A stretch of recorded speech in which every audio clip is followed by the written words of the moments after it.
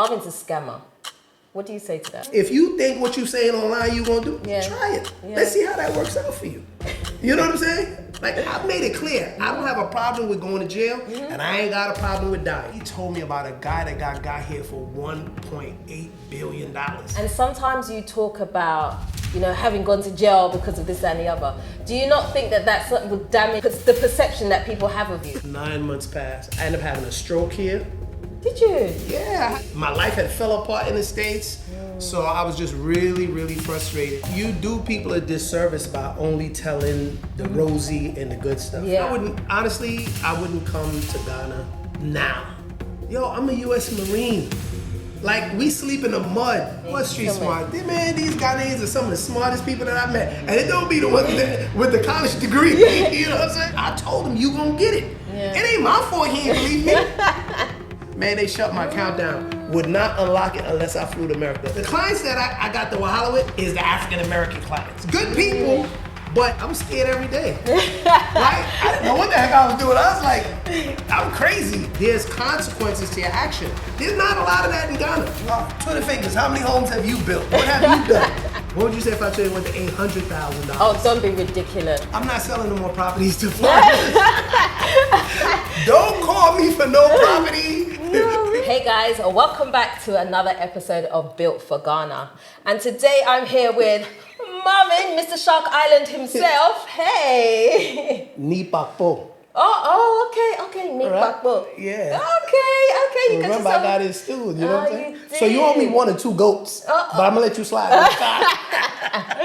I'll see if I can catch one out on the road somewhere for you. Yeah, they running around here. Always running around. Yes.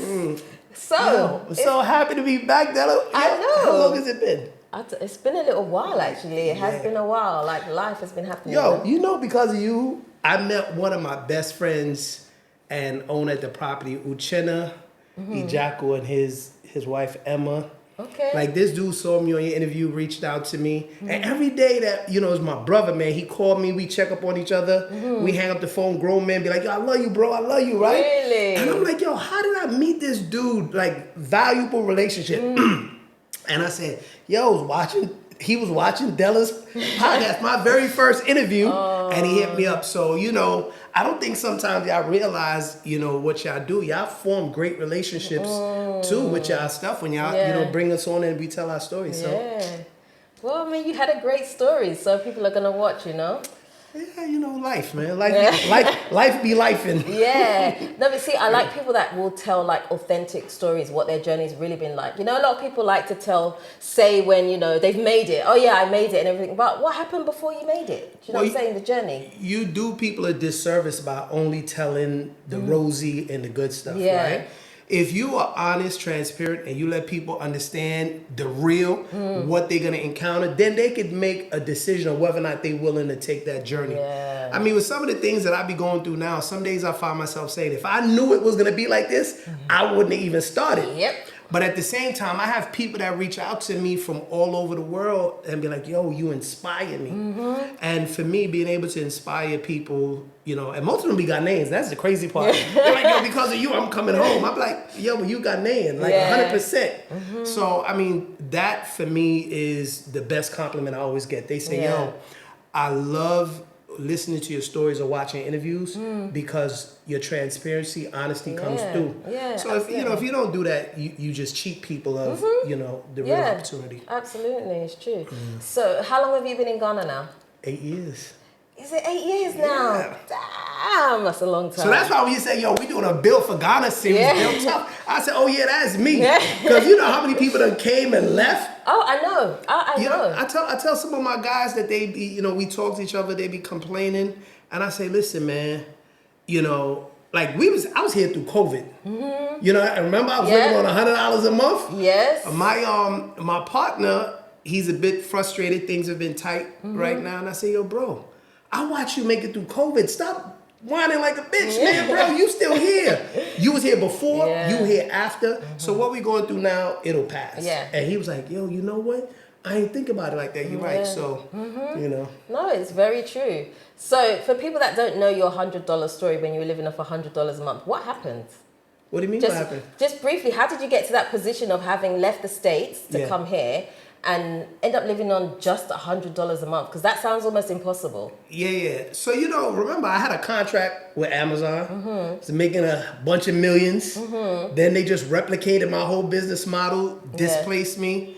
And a friend of mine, Monica Chapman, she was like, yo, Marvin, go to Ghana, because my operations manager, while I'm trying to sue Amazon, he just kept pushing this Ghana's narrative. And I was like, yo, bro, don't even talk to me about Ghana. I don't know nobody in Africa.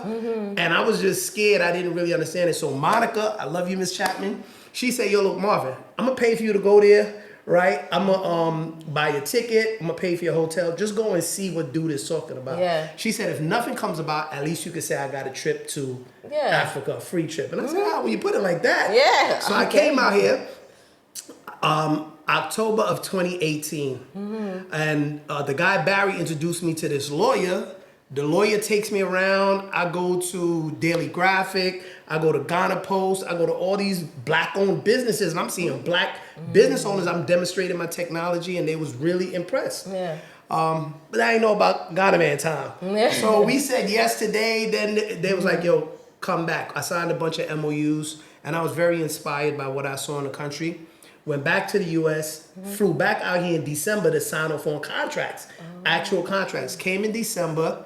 Once the contract was signed, I went back to the U.S., packed up all my stuff, and I was in Ghana full-time February 19th of 2019. Wow. Yeah, and I've been here ever since. Okay. I think I've been back to the States only twice since I've been here. Okay. One time only because the bank blocked my account. You in Africa, you transfer some money. They see, Ghana, they're like, oh, block that account. Yep, that ain't happening. Then I left Ghana, I flew to Mozambique because, I got my property out there. I leave Ghana one day, I do a wire transfer. I fly to Addis Ababa, I'm waiting for my flight to Mozambique. I make another transfer. Then I get to Mozambique, I do a $49 processing. Man, they shut my account down. Would not unlock it unless I flew to America. Then I had to do a 38-hour flight from Mozambique back to the U.S. just to unlock my account and then fly back to Mozambique. My God. I think that week cost me like $7,000 in flights, in and out. It was crazy. It was crazy. Oh my goodness. Okay. Yeah. All right. So you end up coming back, moving all your stuff here. To Ghana. Yep. And then, because I signed a contract with this one organization, and the lawyer that my guy hooked me up with, he was like, yeah, so we got these contracts. We're about to register this company, but I need 50% of the company. And I said, what? I said, yo, homeboy, I'm going to give you 3% of every contract you got me, but I'm not giving you 50% of my company. So he was like, yo, if you don't give me 50% of the company, you ain't going to be able to do the contract. So I said, all right, whatever. And I just ended up getting my own contract with the SDA Church, Ghana Adventist Health Services. That's when I bought in those ambulances. I had the daycare health platform. And I learned Ghana Man time to the finest. 9 months.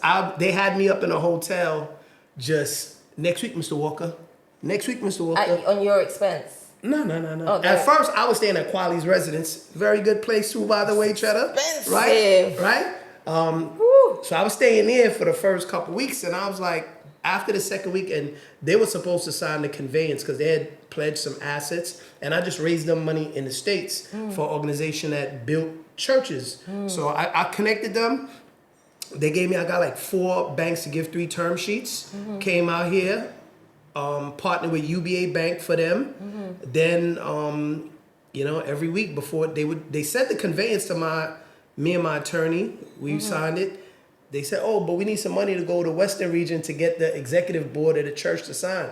I get them the money. I ain't see from them or hear from them. It was like 2 or 3 weeks after that. So I said, look, man, if y'all not going to get this done, I'm going back to Guyana where I'm going to do some stuff in my country. And 9 months passed. I ended up having a stroke here. Did you? Yeah, I had employees. I started working. I built the office in Cantonments. I have my staff, my employees there. Man, they wasted my time for 9 months. I ended up having that stroke. And I say, yo, God, you did not bring me all the way to Africa to be paralyzed living like this. Yes. And, I always talk to God like he my friend. Right? I'm like, yo, Pop, what's up, man? You going to do this to me? I say, yo, you might as well just end it right now because I'm not living paralyzed. My whole left side was messed up. Wow. And You know, it was a mild stroke, but it was my second one. I had one when I was 27, and then I had this one. I was just so stressed because I'm here. I'm missing my kids. You know what I'm saying? My life had fell apart in the States. So I was just really, really frustrated. And, you know, I just prayed.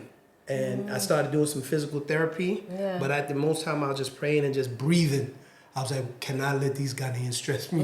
Cannot let them stress me. Yeah. And then, you know, I just, you know, ate healthy and nurtured myself back to health. So I ended up suing the church. I threatened to sue them. I didn't sue them. And thank God, one of the head pastors there, he looked at the contracts. He looked at everything, and he was like, yo, this guy has us, you know, dead to right. Yeah. You guys have to settle. You have to pay him. And if it wasn't for him, Divine Ivor, my brother, he, you know, he's the one that actually, you know, officiated my marriage with my wife. And he's my, not only my mentor, you know, my pastor, but a good friend.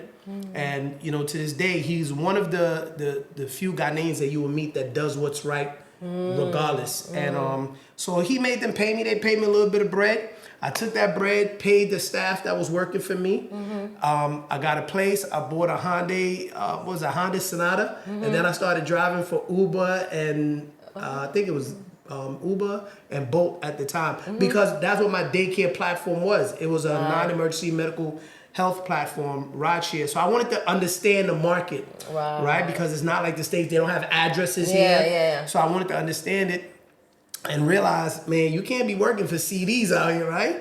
So that lived short. I was staying at a hotel after they kicked me out of their place that they was paying for. Right. The SEA, because once I threatened to sue them, they're like, wait, yeah. So then I was staying at a hotel in Adenta. And then I ran out of money. But that hotel they used, and Safwa Lodge, I gotta shout out all the people, because I still have great relationships with these people. I come in town, I stay there. I don't go and stay at Kapinski and all these places. Now, those are great places too, but I just stick to the people who supported me through my journey. And so they would let me stay there for a while. You know, if I didn't have money, they would be like, yo, I go to them, I say, look, man, I'm figuring something out, but when I get it, I got you. They're like, all right. And then one of my guys, Micah, who's like my brother, another great Ghanaian. He's in the States now. I don't know why he did that. Yeah. But he was like, he went to his people's, his sister, and he was like, yo, my boss is here. You know, he ran out of money. Could you let him rent out one of your rooms? So she let me rent out a room in her crib. We ended up started dating. Beautiful girl. She held me down. And I, you know, every time my people's Monica, my sister Stephanie, and her husband Darren, they would alternate turns sending me $100, right? And it was 5 CDs, 60 pesos at the time. Yeah. So I would pay 300 for the rent. I would take 200 CDs, buy groceries, and then 60 CDs, I would buy airtime, and I'd be on the phone making calls to the States. And I thugged it out. How long did you do that for? I did that for like a year and a half. That's a long time though. Nah, it was, but I was born in Guyana, so it was easy for me to adapt to that. Yeah, you know what I'm saying? It wasn't, and I liked it. And like I told you before, it was like an adventure for me. It was like, wow. And then we had a pawpaw tree in the yard, so when I had money, I'd pick a pawpaw. Or she also had avocados growing in her yard. So we had organic, fresh food. Eating off the land. Yeah, so if I had no money, we still had, you know, groceries. But those were some of the best times for me. You know what I'm saying? Now, it makes me appreciate what I have now. You know what I mean? But I loved it. Okay.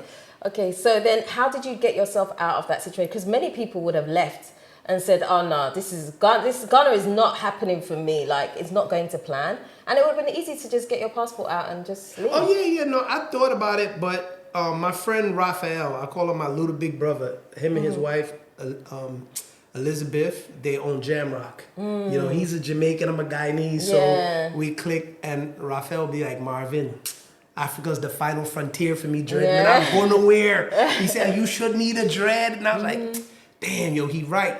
So I thugged it out, and I said, you know what, let me put 10 toes down and stick it out, and I did. And it's been the best thing. Okay. So then what happened next? How did you get yourself out of that situation?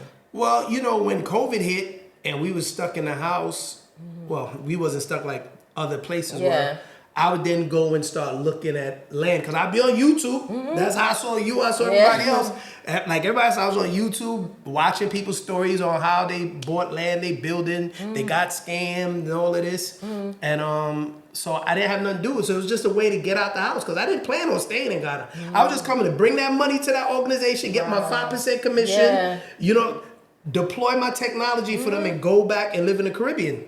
So I would go looking at land because I was like, everybody building. I might as well go get me a piece of land and build. Because now COVID hit, I didn't know what the world was doing. If it would explode or we, you know, it felt like everything was done. But I said, just to get out the house, let me go and start looking at some land. So I hired an agent and he would take me around. And, you know, I'd look at different land. And then I was like, nah, bro, I want waterfront property, you know, beachfront and whatnot. So he was like, one day he took me to Pongpo. That's what he told me. And I remember because I almost said, that name don't sound attractive. I don't want to go. And so we get there and we jump on a canoe and he's taking me look at islands and we ride past Aqua Safari. I said, yo, what's that? He said, oh, that's Aqua Safari. I said, I thought Aqua Safari was in Ada. My homegirl that worked for me, you know, she said, her name is Yvonne McCarthy. She said Aqua Safari was in Ada. He said, yeah, Pongpo's in Ada. I said, man, why you didn't say that? I almost ain't come. And we rode past it. And I always wanted to visit Aqua Safari because I saw what Afari did. I read his story. I was seeing the videos while I was watching YouTube. And it was just amazing what that guy was able to accomplish. And to see another, you know, African, a black brother owning an establishment like that was great for me. So they took me around. I saw some islands. Like that day I saw like 3 or 4. And then I went and I sat at Shark Island. And I sat under a tree and I'm talking to the family that owned the land. And I remember this breeze just came. It does feel like that there. And it was like God was whispering to me, yo, this is yours. And then I caught it with them for like another year because I had all them stories on land horror stories. So I said, let me go back and make sure these people really own the land. But how are you going shopping with no money?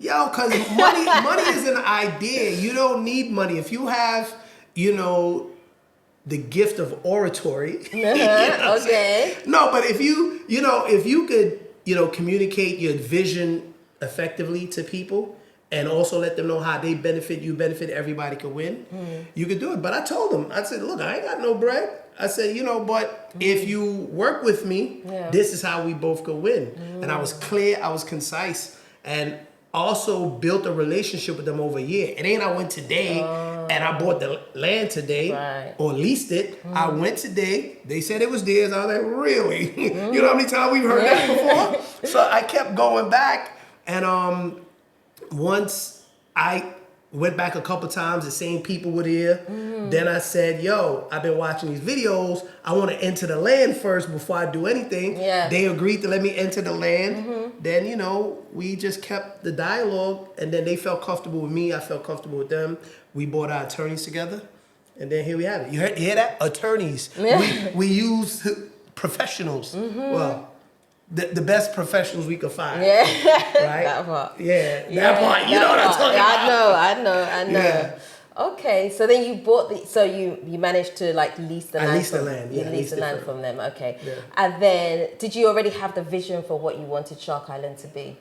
You know, ironically, again, when I had the contract with Amazon, all I was thinking about was buying my own island because I used to watch HGTV. Island Hunters or House Hunters International, and I just thought it was dope that people would leave the comfort of America and go all over the world and, you know, start over. And I saw one time Richard Branson on that show, Necker Island, and I was like, yo, I didn't even know you could buy an island. So once I got the contract with Amazon and I'm making all them M's, I'm like, I can afford an island finally. I started touring the Caribbean, but I never thought that it would be in Africa, right? But this is how God works. Of course, everything fell to crap in America, right? Barry tells me to come out here. Monica pays for me to come out here. I'm in Ghana. Nothing is going right in the beginning, right? The church fronted on me. I leave. Now I'm trying to start daycare by myself because they not deploying it now. And it started working, but I wasn't making no real money. I'm investing dollars, but I'm making CDs, right? So I'm frustrated, and Now I come and I find this land. I don't have no money, but I'm like, yo, I didn't even know they had islands in Africa. Ignorant. But okay, here we are. I talked to this family. We work out a deal. They give me the land. And I sell my 2 daycare cars. And I start building my little shack. I call it shack because it's not as big as some of these people's houses, right? And people started watching my videos and my interviews. Yeah. Because people would come and interview me like, this dude is building an island. And I started selling properties. Wow. You know what I mean? Okay. Like, but it was a process. It wasn't an overnight thing, you know? So were you fearful at any time? Because a lot of the time when we start businesses, especially businesses that we've never been in before, you know, there can be a little bit of fear, and you're in Africa too. So you're not even where you're really familiar with. Were you worried? I was scared every day. Right? I didn't know what the heck I was doing. I was like, I'm crazy. But I knew that if I just did what I could do every day, it would work out. And I just have an immense faith and trust in the Creator, right? I was told that how it gets done is not your business. Your job is to only do your part. God will fill in the rest. Yeah. And I just do that. Even when things are going wrong, I just say, yo, I'm doing my part. And then when I pray, I talk to God. I'm like, look, I did what I know to do. And I've been in this space so long now, I now know when I'm seeing the hints and the direction of where I'm supposed to go, right? Or what I'm supposed to do, or something will happen several times. I get it in threes, and I'm like, okay, this is the direction. And I go in that direction until I need more guidance, and it just always comes. But I still was scared, in that. There's still fear because you're doing something I've never been a real estate developer before. You know, I've hired so many contractors that have done a bassa job. You know what I'm saying? I got to go back and do it. But it's a learning process, and I'm enjoying the learning process. You don't learn when things go right. You learn when things go wrong. Absolutely. And for me, that's the best part of it. So I've learned to enjoy things when they seem like they're going wrong. Because they really, again, it's really not. There's a story that there's an old monk, his son dies. The guy walks up to me and said, man, your son died. That's such a horrible thing. He said, is it? It could be good. It could be bad. And then a series of things happened to him, and people would come to him and say, man, I'm sorry for you, this bad. He said, but is it a bad thing or is it a good thing? We don't know yet till something else happens, and then you know if that's a good thing. So when the Amazon thing was happening, I was devastated. I had accomplished some great things. I'm giving away $100,000. You know, before I used to pray to make $100,000, I'm donating money. And I was at a period of my life I felt accomplished, and then everything came crashing down. Then I come to Ghana, things is rough for a while. Then I end up creating this island, and now I've helped so many people buy homes. I've lost a few clients because of the delays that you experience in Africa, but for the most part, most of my clients have stuck with me because they understand, because most of them is Ghanaians, right? But I always wanted one island. I come to Ghana, I have 7. I have a property in Mozambique. I now have a property in South Africa and new partnerships, right? So God can't put nothing new in your hand if you're holding on to the old. But, what happened is what my dreams was multiplied 7 times, right? So for me, when I look at my life and I see how things play out, it makes it easier for you to not worry no more. You still worry because we're humans, but I trust the universe to do its part, and I just show up and do my part. Okay. So we know that you've been on social media quite a lot. You've been on different platforms doing interviews and things like that, right? Now, when it comes to property and land and stuff like that, a lot of people that watch can sometimes be like, it's not safe to invest in property or land or whatever. Then, sometimes they start saying stuff about the owner, like maybe something small happens and then they blow it up and, they start saying negative things about the owner, right? Because I know I've seen comments underneath some of the videos we've done, and they've been like, Marvin's a scammer. What do you say to that? I say the people that are Twitter fingers, they ain't got no life. First of all, what have you built? I'm building my dream, right? What have you built? But, you know, and also what scammer has a Google map location to where, last I checked, when somebody's scamming, the FBI, the police got to go find them. Nobody knows where they're at. I got a big Google location, and you Google it, you see Shark Island Resort and Residence. So I'm not here to scam nobody. Again, I've built what I wanted to build, and I've invested in myself. Can't nobody give me what I don't have. My clients who said they can't deal with the delays and the frustration, I mean, I got to deal with it. Some of the big men here in Ghana got to deal with it. They got way more money than all of us. So it's the infrastructure in the system in Ghana. So if I was scamming people, I wouldn't be showing my face. So I don't worry about what the pea-brain people out there think. I mean, I just got to say, like, scamming who? All of my clients, you've been to the island. You see all of my, I built 26 homes in 2.5 years. Right? Twitter fingers, how many homes have you built? What have you done? Right? I could have took my island and built something for myself. I got a lot of clients that would say, yo, he took care of me, including Uche. I've literally and figuratively fought for my clients and went to jail for my clients. Who else is doing that? So all that matters to me is the clients that are like, yo, I appreciate you. I got your back. People who gave me money. People who ain't give me no money. How could you say I scam you? What did I take from you? You know? And then also, if you ain't built nothing, especially in Africa, how could you tell me how long it takes to complete a project of my size? Right? So, you know, I get it. And because I know I ain't scamming, I ain't tripping. So what are some of the issues you see when it comes to building in Ghana? What are the issues? I can't speak for nobody because everybody's situation is differently. I'm going to tell you about mine. Right? So, you know, I'm on a private island. I got electricity on like that side of the island, like 500 feet from me. I call ECG up like, yo, I need electricity.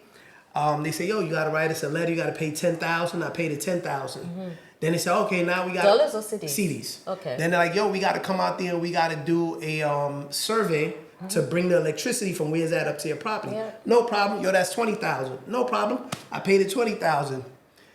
They come out there. Before they come, I said, so the poles is about 500 feet. You know, can you give me a roundabout figure what it is to run it? I said about, you know, $40,000. I said, dollars? Seem kind of high, but you know, I'll pay it. I want to get it done for my clients. When they came and they saw that property, take a guess what my quote went to. It doubled. Doubled. So you think about the $80,000. What would you say if I told you it went to $800,000? Oh, don't be ridiculous. You want me to show you? I showed it to my lawyer. Yeah. So then for like 2-3 weeks, I'm just ignoring these people. Like, yo, are they really out their mind? They come, they see the property, and now all of a sudden I get the Obroni rate, right?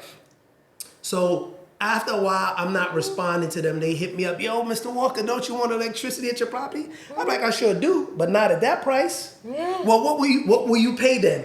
Oh, I hate that. What will you pay? I said, what? 5 cities. I always tell people 5 cities. Yeah, I want to pay what it costs. Give me a realistic figure. So I told them, yo, give me an itemized breakdown. And I try to put people in front of me. I put my operations manager, but they've seen my videos. So when they call, they only want to talk to me. They don't want to talk to none of the staff. And so that's one of the issues that caused me a lot of delays, right? So now, but also, remember I told you, something is bad when it happens at that point. So then I'm looking for solar. I'm like, I got to find a solar solution. And I'm looking for the best solar installers. And I find a company out of South Africa. I'm talking to the company. And I'm telling the guy my situation, and he like, yo, you know, I used to do real estate before this. I build homes all over the world. And he's like, yeah, we could do it for you, but let me come and see your property in Ghana. He came and he saw what I had. Now this dude is building my house in South Africa. He partnered with me to do projects in Ghana, and master real estate developer. Set me up with the solar infrastructure for my property. Took it to a whole nother level, right? Cut my costs. But also now has it to where I'm going to make money off of the system every month. So when that situation with ECG happened, so that I could pause and find this guy. And I ended up bringing him in now as my partner. Now, unfortunately, he's not a melanated person, and I try to only do business, right? But you know, the quality of work that he does, I left my finishing so that they could come do the finishing. But a situation that frustrated me and created a lot of complications also was the best thing, because now, because of him, I own a nice property on the #2 golf course in South Africa. Right? You know what I'm saying? And this guy is coming to finish off Shark Island, and he's brought so many great resources to the table, man. And, you know, now a situation that I thought was bad, it turned out to be a great one. I bought him and one of his billionaire friends from Canada, you know, and this was right after I got installed, so I bought the Gamanche out, you know. I saw the videos actually, and, they came to Ghana and they were so impressed. Their first time in Ghana, and now they're investing in my projects. You know what I mean? See, I find this like really difficult to process. Working with white people and working with your own people can be day and night. Like, yo, listen. What is that? I've met with tons of black investors. Like, look, you see this project, I've done 50% of it. It's 50% complete. You think they would come and say, wow, dude came here, like you said, foreign country that he wasn't born in, different systems and infrastructure, and you've accomplished a lot. One dude was like, yo, he gonna give me a loan for $2 million to finish a project, but he want 25% interest. I said, yo, my man, that is a scary number. I don't want that money, right? But also, he didn't give me those additional revenue streams that the white guy pointed out, right? So I think for me, you know, I would love to work with my people, but sometimes they don't get it, or they just want to exploit you. Because I'm like, yo, bro, you coming from the States, if I won't pay 25% interest here, why would you charge me 25%? Yeah. You know, but also, why are you not coming in like, yo, you've done a great job. I see that you've done this on your own. Let's come together like the Lebanese and the Chinese do out here. But, you know, instead, they didn't do that. But, you know, things happen the way they supposed to. And I don't always want to, you know, give the business to the white people, because I'm always about keeping the money in our community. But also, when I did that with hiring the local contractors, the work that they was doing was not up to standards for my client. So I can't deliver a product that doesn't meet their expectations because I want to, you know, employ and empower the local community. I still have an obligation to my clients to give them, you know, a superior product. Absolutely. So, do you think a lot of that is what is holding Ghana back from really progressing? Because we can't seem to have excellence in the things that we do. Absolutely. You know, but also you got to understand, well, those who are coming, I think we've learned it, right? Some of my staff that work for me, I used to get frustrated with them. But I realized they're giving me 100% of their capabilities. And I started appreciating them and looking at them differently, because some of my staff is so loyal to me. I have some great people around me. And I realized my 100% is 60% for him. But he's giving me 100% of his 60%. So you just got to marry the two. But on the grand scale, yes. For the majority of people that is not giving you the 100% of they 60, 50, 70, whatever percent it is, yes, that's what's holding us back. You know, and then short-sightedness. You know, you run into a lot of people here that they don't want to build a long-term relationship. They want to get rich off of you overnight. Like I said, this one individual at ECG, whoever they may be, saw the property. A few of them talked and was like, yo, this property's huge. You know, the price should be this. And then, ridiculous. So from $800,000, it was $780,000 at the time they gave me the price, the dollar CD conversion, right? Because it was 3.2 million something for ECG, and it was 3.7 million for the contractor. So I said, hold up, the guy that's gonna install it makes more than ECG, right? But when you converted it, it was $780,000. And I was like, this is just insane that you think that I'm foolish. But what do you think it came down to when they said, how much do you want to pay? What did they count it? Dude said, okay, we'll do it for $90,000. Well, it was 800 and something thousand CDs. They came all the way down from 7 million, almost 7 million, to, you know, 890 something thousand CDs, about $90,000. So still double what you originally quoted me. So I just said, man, God has just taught me patience and flexibility in a way that nothing else could have. So, Yeah. If not, it would just break you. Yeah. Do you think that there's still space for more diasporans to come into Ghana and achieve things here? Absolutely. I mean, things have shot up from since when even we started. So I think that window of opportunity has shrunk to where you could, really benefit. But, it just depends on the industry that they're coming in. I think that there's some places, the challenges have taught me to look at areas that we could make it more palatable and sustainable for those coming from the diaspora. And there's some industries that I identified that the white boys helped me, hone in on that could make it for people. So there are some industries that just depend which one it is. But this real estate that we doing, too much competition now, right? So much so that now I'm doing a rent to own. The economy too is a factor. So for the last few houses, I told you we lost a few clients that was like, yo, this doesn't make sense. Too much delays. I'm like, yo, welcome to Ghana. Yeah. You don't want to stay? We'll buy back your unit from you. And that's what we did. We gave our owners that got frustrated, we say, listen, if it becomes too much for you, let us just buy back the unit. And I paid them 3% interest on their money, right? Wow. Because the ones that try to take, me to court, that's what the court is giving them, right? So I said, before we even get to court, we'll do that if you want it, right? Or we'll just draw it out in court for 7 years, You know how long court takes here.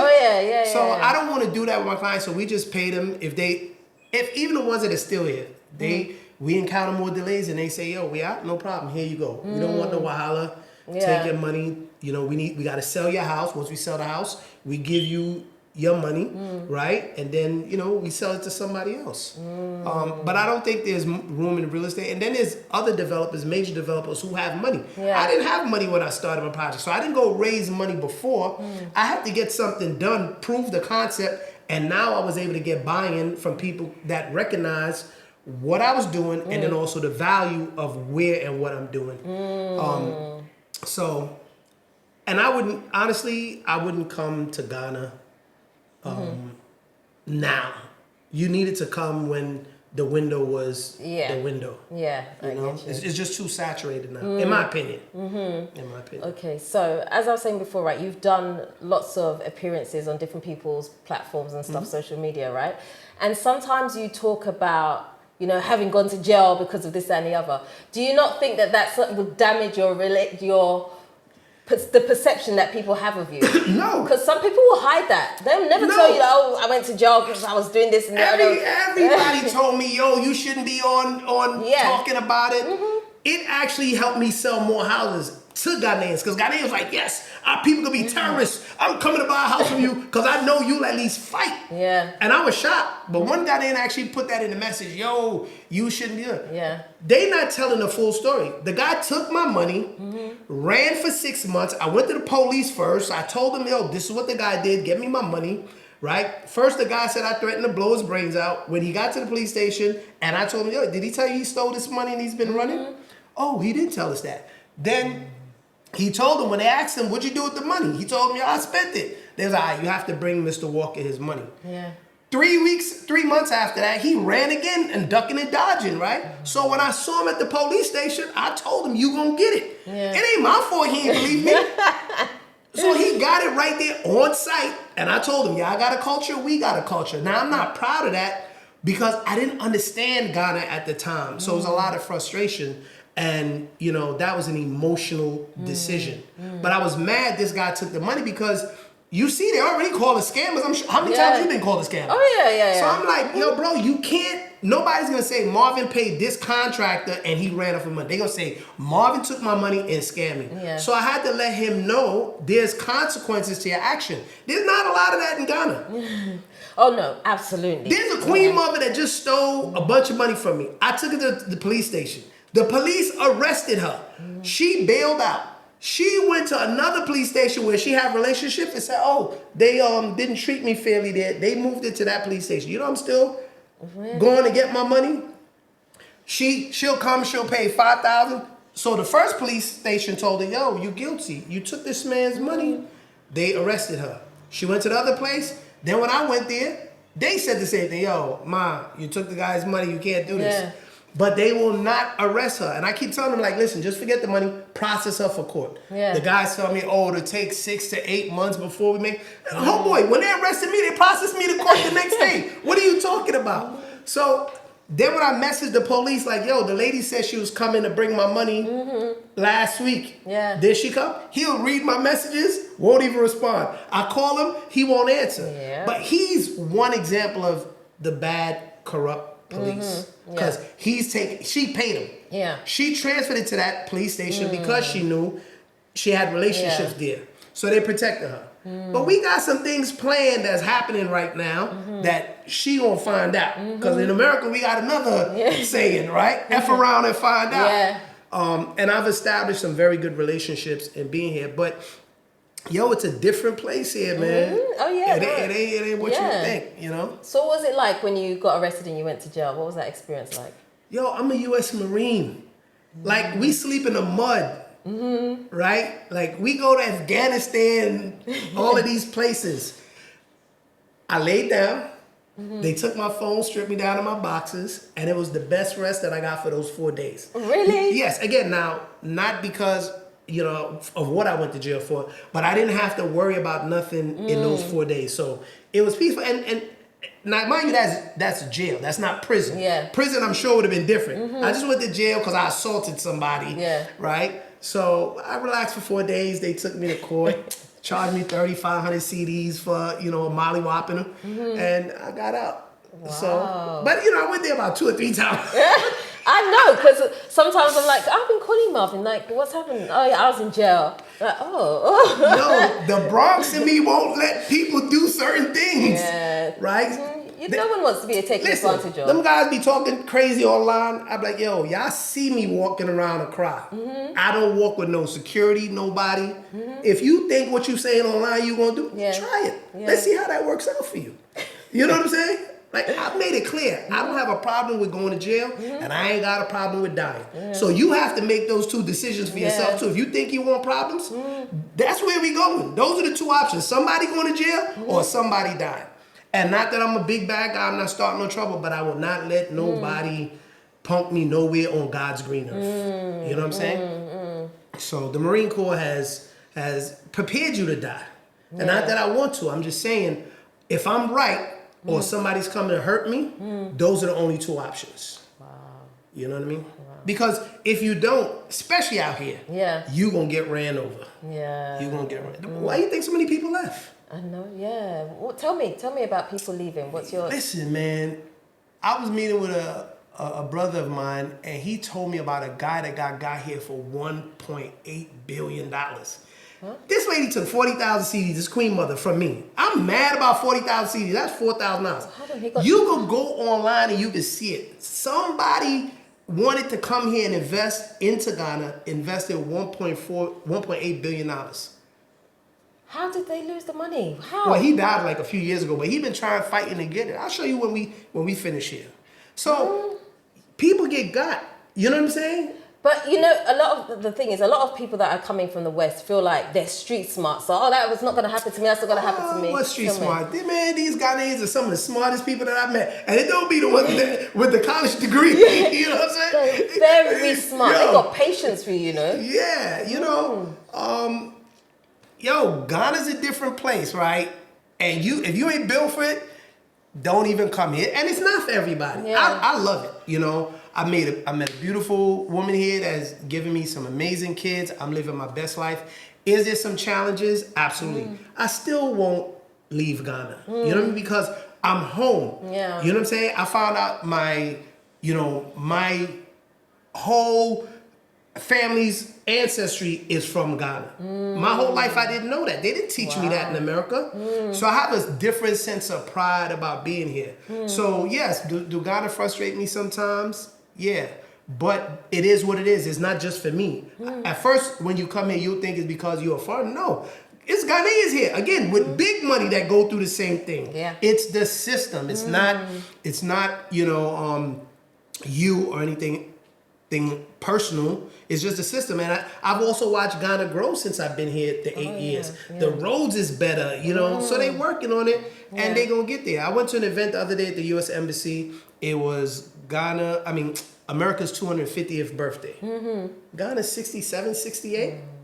You know what I mean? Like, so we got to give Ghana grace. You know, a lot of the people, the previous, you know, president, this president, they're doing great things and they trying to figure it out. And we can't beat them down. The local Ghanaians are trying to deal with us coming from outside. They trying to adapt to that as well. You know, we coming somewhere new, trying to learn it and figure it out. So we all got to give each other a bit of grace. I'm never going to talk about, you know, Ghana like it's all bad, because it's not. You know what I mean?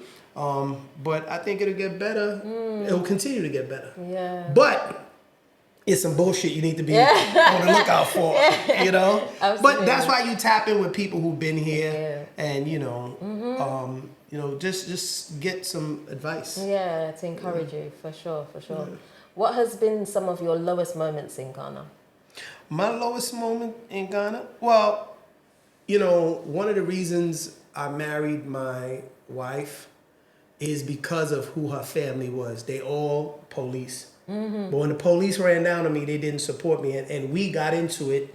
We cause I would take it out on her because I felt alone, especially when you remember the second time the police chief was trying to shake me down. I wouldn't give him. He made up all these lies, got me arrested, and that time I felt vulnerable because he had paid people to beat me up in jail.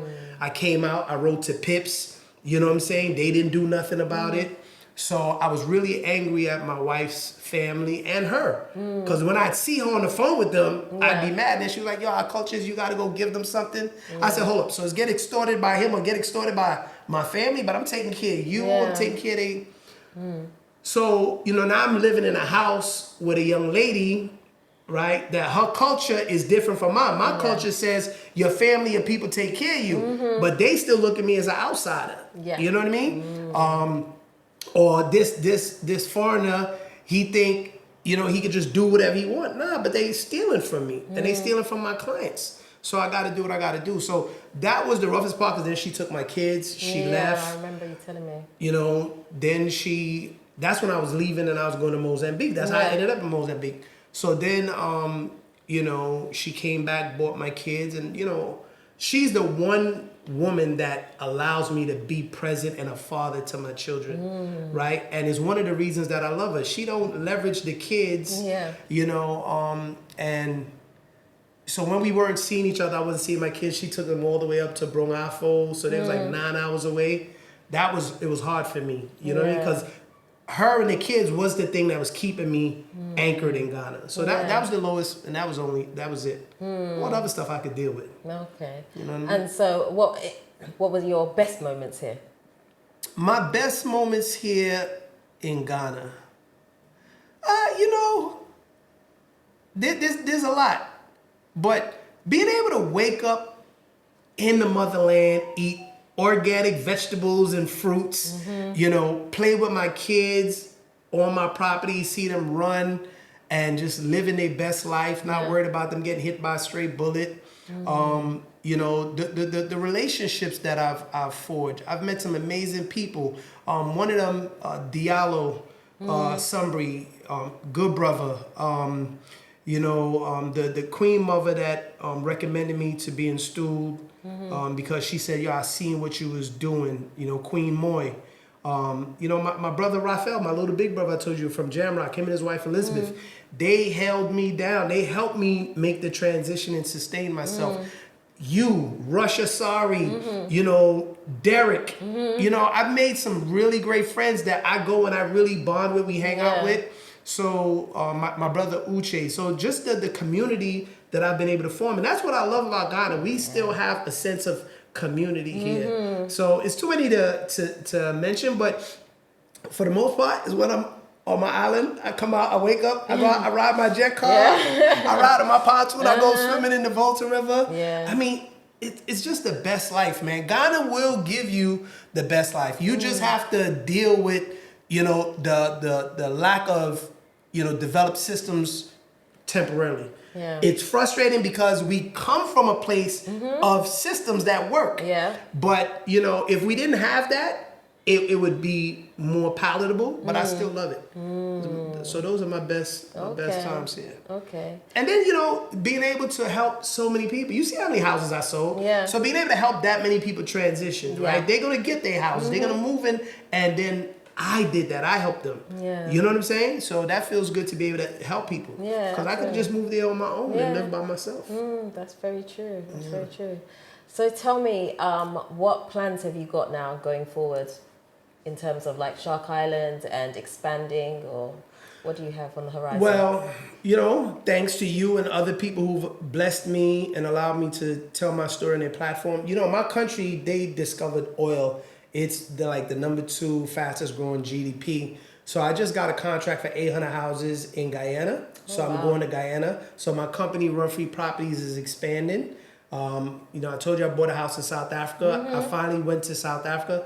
I love it there. So I'll be living, you know, between Ghana and South Africa and doing construction in Guyana, amongst other places. And I plan to expand into, you know, Kenya. I'm looking at Mombasa, right? So everywhere that they have riverfront or beachfront property, I plan to grow Shark Island on the That's your continent. signature now, huh? Yeah. Beachfront. Okay. Yeah, that's it. Riverfront or beachfront. I don't build nowhere else. I don't want, you know, if I do something in the city, like I told you about, it's a private property that I can live and have when I come to the city. But I'm from New York. I don't want to be in the city no more. Right? Most of my time has to be spent, you know, like my life. My life is a retirement lifestyle, right? Yeah. And then when I come to the city, it's just to do some work. Okay, I feel you. Okay, so where can people find you if they want to know a bit more? Maybe they want to buy a property from you, or I'm not selling no more properties to foreigners. Don't call me for no property. No, really? in Africa. No, right now I'm gonna continue building, but I'm only building and renting. Because now with the partnerships that I formed and the types of investment that I got, we'll build it now and then I'll rent them out. But I'm not looking for new clients to buy. I've recently sold to some women that have been following me for a while. I have my Caribbean nights that we just launched, and a group of beautiful sisters from the UK came out. You know, they did the pontoon cruise. They experienced everything Shark Island has to offer that we have right now. And they bought 2 houses, one for one of the ladies, and then they came together as a group because they've been watching my story. And they was like, yo, you don't know how much you inspire us. But I'm not looking for new clients. If you don't understand that this is not America, this is not the UK, this is not Canada, I don't even want your wahala. I want a wahala-free life. Right? No, that's very true, because sometimes people don't understand what the system is here. And so, you know, not every client is going to be necessarily a good client to have. It's just that they're coming more frustrations than anything. But you know what? My Ghanaian clients, my Eritrean clients, and my Caribbean clients have been the best clients. The clients that I got the wahala with is the African American clients. Good people, but you know, they don't understand the system. They haven't. These people think about it. Ghanaians, Africans, they just live outside. Eritreans, Africans, they live in the Netherlands or they come from East Africa. And people in the Caribbean, our families go abroad to save money to build a house. So these guys all have money to buy a house. The clients that I'm having issues with is the ones that the bank said, yo, we'll finance them after your return. They want to give the diaspora mortgages. No, they don't. Like, the bank told me, oh, Mr. Walker, your financials are great. The property is appraised and valued at this. Oh, what you're borrowing is nothing. A whole year, that bank led me along. I would ask the guy, yo, send me official communication from your banking email. Dude keeps sending me WhatsApp messages. You're not. And I'm like, yo, bro, this is not professional. So the bank just created a wallet, and African Americans are the only ones that need mortgages because they come from a credit system. So I'm not knocking them. It's just what it is. But the U.S. is not giving you a mortgage to buy a house in Africa, Yeah. and you don't have a work history in Africa to get it. So one, they don't understand the system. Two, they don't got the money to put down like my African and Caribbean clients. So then when something goes wrong, you like, yo, the ones that give me the least money is giving me the most headaches. Yeah. Nah. I'm finished, yo. Said he's finished, though. I love I'm that. done. I'm just building my stuff. You can come and rent it, Yeah. or do rent to own, right? But I'm not selling nobody's house. I'm not taking no money up front. I don't want the headaches. It's too much. They gotta come and they gotta figure it out, and to their defense, they can't appreciate what you're doing for them if they haven't went through the frustrations. Because think about it. They come during December in Ghana, and I tell them, visiting Ghana and living in Ghana is two different Ghanas. Different. You know what I'm saying? Yeah. So what you experience in 30 days, right? You ain't building nothing. Yeah. Like, you ain't investing no money. Nobody's look at you as a target. So you're not having the experiences that those of us who are on ground are having. Yeah, absolutely. You know, I don't so you don't want people to know where to find you? No. They know where to find me. Shark Island GH. I wanted to start my YouTube channel, but I don't know how you, Rush, and all them do this every day. I don't got the energy for it. No. You can go to Shark Island GH. You can see everything that we're doing. What I'm excited about is I've automated the whole system, right? I'm integrating AI into every aspect of the business to give customers a much better user experience, right? Okay. And then I signed 2 big partnerships that I'm excited about. Y'all gonna be seeing those things outside of my development partners, Mike. Okay. But you're gonna see some real sexy things at Shark Island. Oh yeah? I'm telling you. Okay, we're looking forward to that. So just watch watch the Shark Island page, and that's it. But my other life, I'm keeping it private because I be wanting to respond to Twitter fingers, but I can't do it. I'm a king now. I'm a chief. Yeah, I gotta behave. I hear. That's amazing. So I know you always have something to say. So is there anything you'd like to say to the people before we wrap up? Yeah, I just want to say, listen, Africa is a beautiful and amazing place. Ghana as well. But give it grace. Understand that there's going to be some challenges, but the quality of life that you're going to live here is much better.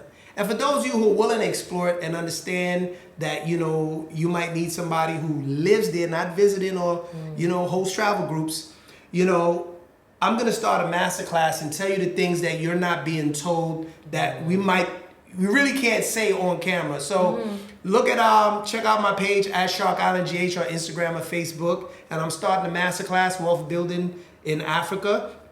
Because what I'm doing here, I could have never did stateside. I mean, there's other people that do real estate and all that. Yeah. But Africa is what gave me the greatest opportunity. And I tell my guys, the best thing that I've been able to do, Africa has given me the opportunity to position my children. It ain't even about me. I've lived a good life. So if you want to learn and you plan on coming to Africa, I'm doing a masterclass, Wealth Building in Africa. And then you can download my ebook free, Island Money, a step-by-step guide of buying islands or land in Ghana without the wahala. Okay, nice. There you go. You heard it there. All right. Thanks so much for coming on today. And God, I love you. Thank you for having me.